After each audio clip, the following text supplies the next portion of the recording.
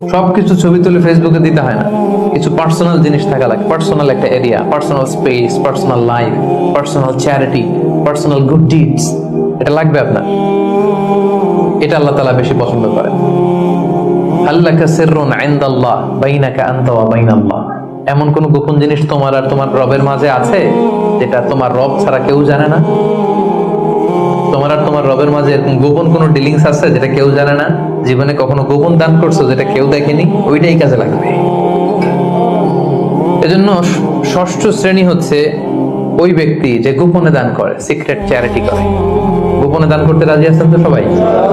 Not necessary যে খুব big amount লাগবে, 1 রিঙ্গিত, কয় রিঙ্গিত, ওইটার আল্লাহ পেলে পুষে উহুদ পাহাড়ের সমান উঁচু করে আপনার আমল নামায় ঢুকাই দিবে। কটা গেল? 7 নাম্বার হচ্ছে রাজুলুন যাকারাল্লাহ খালিয়ান ফাফাদাত আইনা, যে ব্যক্তি